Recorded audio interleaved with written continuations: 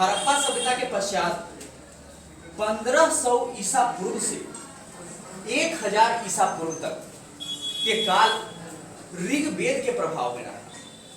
इसको हम लोग ऋग्वैदिक काल के नाम से जानते हैं क्योंकि इसी समय ऋग्वेद की रचना हुई थी। ऋग्वेद की रचना हुई है 1500 ईसा पूर्व से 1000 ईसा पूर्व के बीच। इस बीच भारतीय सभ्यता, भारतीय संस्कृति, भारत का पूरा इतिहास इसी के प्रभाव में रहा। पूरा समाज ऋग्वेद के अनुसार ही चलता रहा। अतः इस काल को ऋग्वैदिक काल भी कहा गया। ऋग्वैदिक काल। उसके बाद की अगर हम बात करें तो ऋग्वेद के बाद आता है उत्तर वैदिक काल। ये 1000 ईसा पूर्व से 1000 ईसा पूर्व से लेके 600 ईसा पूर्व तक के काल को उत्तर वैदिक काल के नाम से जाना जाता है।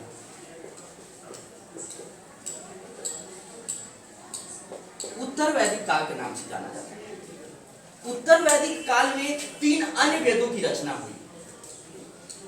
इस काल की अगर हम बात करें तो इसमें 3 वेद यानी वेदों की कुल संख्या 4 थी। एक वेद तो पहली रची जा चुकी थी जो 1500 ईसा पूर्व से 1000 ईसा पूर्व के बीच, जो कि ऋग्वेद था। और उत्तर वैदिक काल में 3 अन्य वेदों की रचना हुई, जैसे जिसमें पहला था सामवेद, अथर्ववेद और यजुर्वेद।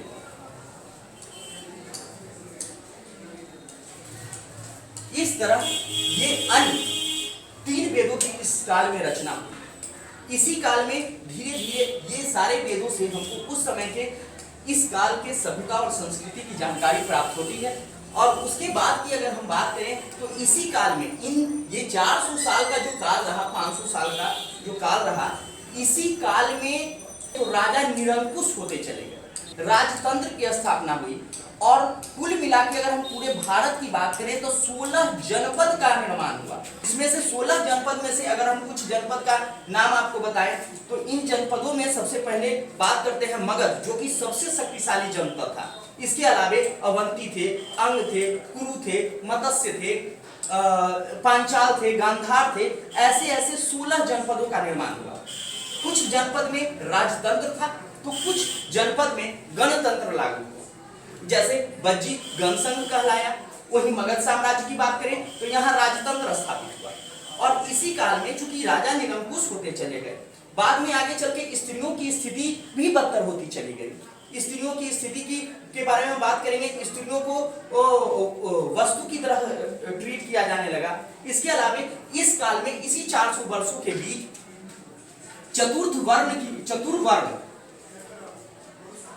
चतुर्वर्ण व्यवस्था शुरू हुई। चतुर्वर्ण व्यवस्था में 4 वर्ण के बारे में हम लोग बात करेंगे। तो सबसे पहले वर्ण की बात करते हैं, जैसे जिसमें से ब्राह्मण, दूसरे नंबर पर क्षत्रिय, तीसरे नंबर पर वैश्य और चौथे नंबर पर शूद्र है।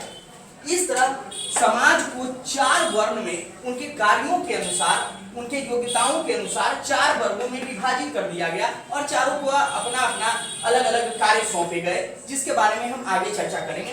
वैदिक काल के बाद धार्मिक कुछ आंदोलन हुए, क्योंकि इसमें ब्राह्मणवाद का चूंकि प्रभाव अत्याधिक था। कर्मकांड, धर्म कर्म, आडंबर, ये सब में वृद्धि होने लगी। तो उसी दरमियान 2 नए धर्मों का उदय हुआ। ये 2 नए धर्म थे, एक जैन धर्म और दूसरा बौद्ध धर्म। जैन धर्म और बौद्ध धर्म इसी समय में उत्पत्ति हुई। अगर हम प्राचीन इतिहास की बात करते हैं तो भारतीय प्राचीन इतिहास को जानने के कई स्रोत हैं। अगर हम बात करें तो 3 भागों में इसको बांटा गया है। सबसे पहला साहित्यिक स्रोत, इसके बाद अगर हम बात करें तो पुरातात्विक स्रोत, तीसरा स्रोत विदेशी यात्रियों के विवरण है। जो विदेशी यात्री हमारे यहाँ आए और उन्होंने भारतवर्ष के बारे में जो किताबें लिखी, जो पुस्तकें लिखी, उस वह भारतीय इतिहास को सही दृष्टि से उजागर करते हैं। इन सारे स्रोतों को एक एक करके हम आज देखने वाले हैं। इतिहास को जानने के ये 3 स्रोत को हम इस प्रकार देखते हैं। सबसे पहले हम लोग लेते हैं साहित्यिक स्रोत।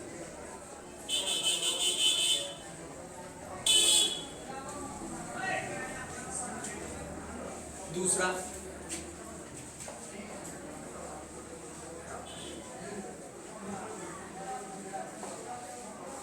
और तीसरा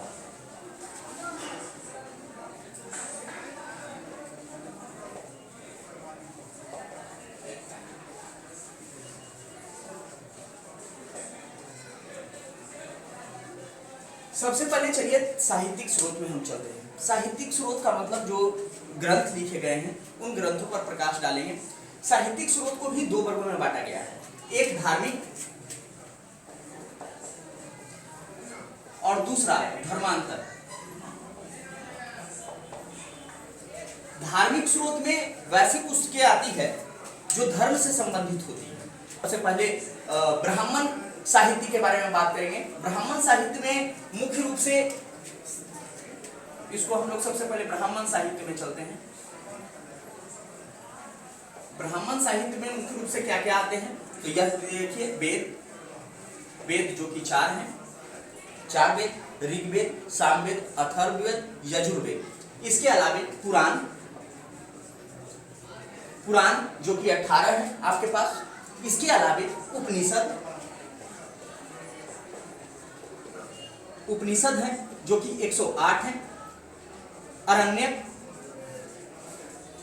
इन सारी चीजों से हमको तत्युगीन समाज, संस्कृति और उस समय की अर्थव्यवस्था आदि के बारे में जानकारी प्राप्त होती है। अगर हम इसके बाद बौद्ध साहित्य की बात करें, साहित्य में भी अगर हम दूसरी बात करें तो बौद्ध साहित्य की बात करें, तो बौद्ध साहित्य के अंतर्गत मुख्य रूप से त्रिपिटक आते हैं। त्रिपिटक जो भगवान बुद्ध के बाद बौद्ध संगतियों में जिसका निर्माण किया गया था, त्रिपिटक के बौद्ध साहित्य का सबसे प्रमुख ग्रंथ है। त्रिपिटक में भी 3 भागों में बांटा गया है, यानी 3 तरह की पुस्तकें त्रिपिटक में रखी गई है। एक अगर हम बात करें तो विनय पिटक, सूत पिटक और अभिधम्म पिटक।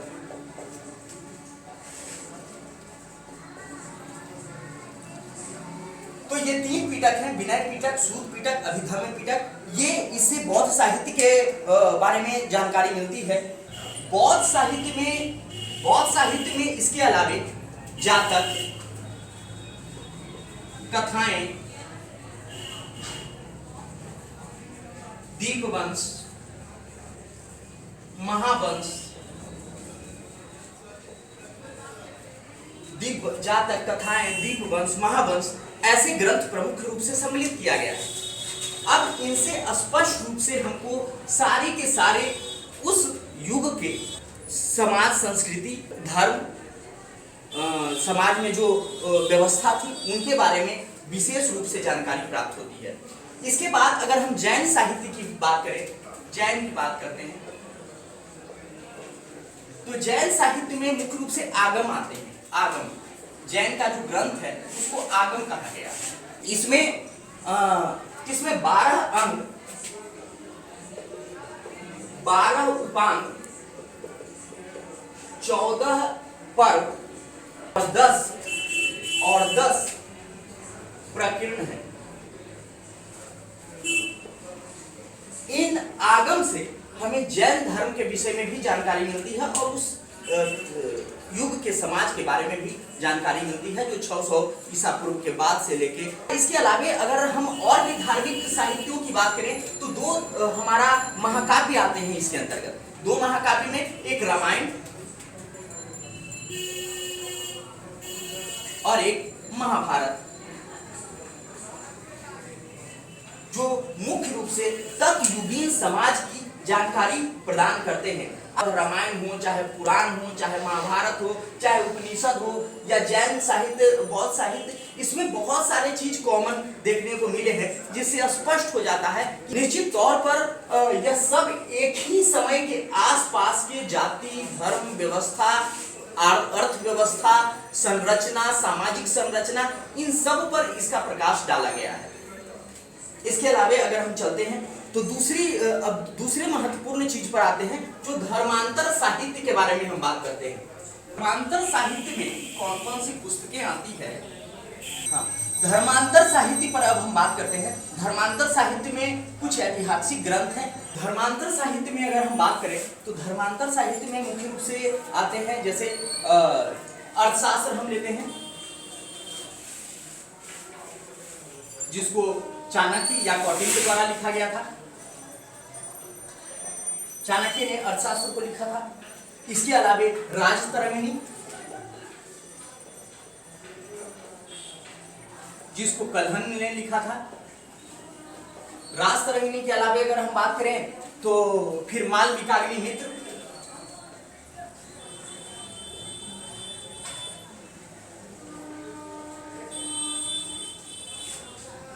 मालविकाग्निमित्र जिसको लिखा था तो कालिदास ने।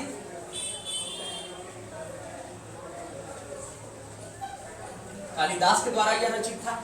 इसके अलावे भी महाभाष्य पतंजलि द्वारा लिखा गया था। अगर और हम बात करें तो मुद्रा राक्षस की बात करते हैं। मुद्रा राक्षस जिसको विशाखदत्त ने लिखा था।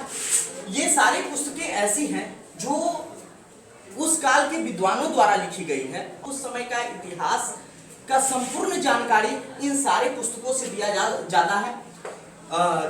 फिर से एक बार हम लोग देख ले, अर्थशास्त्र चाणक्य ने लिखा, राजतरंगिणी कल्हण ने लिखा, मालविकाग्निमित्र कालिदास ने लिखा, इसके अलावा मुद्रा राक्षस विशाखदत्त ने लिखा, महाभाष्य पतंजलि ने लिखा।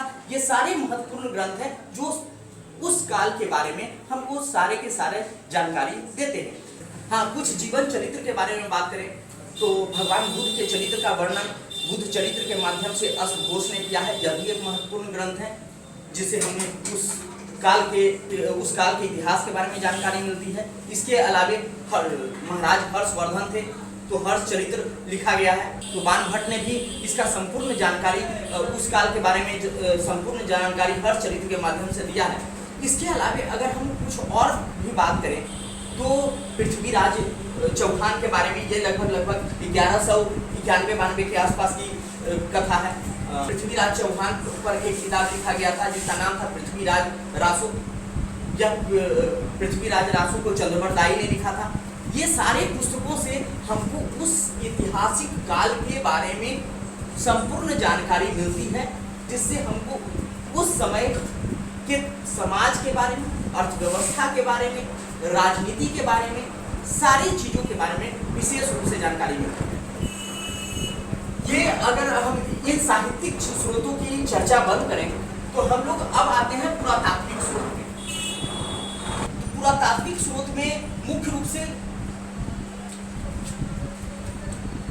शिलालेख, गुहालेख, मूर्ति, चित्रकला, मुद्राएं, मुहरें, स्मारक, स्तंभ लेख, ये सभी प्रमुख रूप से आते हैं। ये सारे स्रोत या जो खुदाई के दौरान मिले हैं, चाहे वह स्मारक हो, चाहे मुहरे हों, चाहे मुद्राएं हों, उन सब पर जो इतिहास लिखा हुआ है, राजाओं का वर्णन, जैसे स्तंभ लेख, शिलालेख, ये सब पर राजाओं का वर्णन किया गया है, उनका सूचनाएं लिखी गई है, उनके कार्यकाल के बारे में बताया गया है। इसके अलावे मुद्राएं, उस समय के मुद्राओं पर भी राजा के चिन्ह अंकित हुआ करते थे। कुछ राजाओं को अपना नाम भी गुदवाया करते थे। उन पर चित्रकला से भी पता चलता है, उस समय के मूर्तियों से भी पता चलता है कि किस भगवान की पूजा किया करते होंगे, जैसा कि हड़प्पा संस्कृति में हम लोग पहले से जान चुके हैं। तो ये सारे के सारे जो वस्तुएं हैं यह हमारे पुरातात्विक स्रोत के अंतर्गत आते हैं, जिससे आपको उस समाज के समय के इतिहास के बारे में मुख्य रूप से जानकारी मिलती है। चलिए अब हम आते हैं विदेशी यात्रियों के विवरण पर। विदेशी यात्रियों के अगर विवरण की बात करें तो अगर हमारे यहाँ जो सबसे पहला विदेशी यात्री उस समय आए थे, चंद्रगुप्त मौर्य के शासनकाल में मौर्य वंश में आए थे, जिनका नाम था मेगास्थनीज। उन्होंने एक पुस्तक लिखी थी जिसका नाम था इंडिका। ये पहले ऐसे विदेशी यात्री थे जिनका पुस्तक हमारे यहाँ इंडिका के नाम से लिखाया था, जो भारतवर्ष के मगध साम्राज्य के ऊपर में था। और यह पुस्तक से हमको उस समय के सारे राजनीतिक, धार्मिक, आर्थिक सब चीज़ों के बारे में जानकारी प्राप्त हो जाती है। उसके अलावे अगर हम बात करें तो बहुत सारे विदेशी यात्री तो हमारे यहाँ बहुत सारे आए। हेन स्वांग आए जो चीन से आए थे, फाहियान आए, यह भी चीन से आए। उसके बाद निकोलो कोंटी आए, अब्दुल रज्जाक आए, बहुत सारे विदेशी यात्री आए। डोमिंगो स्पेस आए, अलबरूनी आए जिन्होंने जो पुस्तक लिखी उसका नाम था किताब उल हिंद। उसके बाद इब्न बतूता आए जिन्होंने किताब उल रहला नामक पुस्तक लिखी। ये सारे स्रोत ऐसे स्रोत हैं जो विदेशी यात्री भारतवर्ष के ऊपर, मगध साम्राज्य के ऊपर, जो मान लिया डोमिंगो स्पेस जैसे विजयनगर गए थे तो विजयनगर के ऊपर, इन सब के ऊपर उन्होंने विस्तृत वर्णन किया है। यहाँ के रहन सहन, रीति रिवाज, संस्कृति, धर्म, राजनीति, अर्थव्यवस्था, ये सारे स्रोत इतिहास की संपूर्ण जानकारी भारतवर्ष के इतिहास की हमें प्राप्त होती है।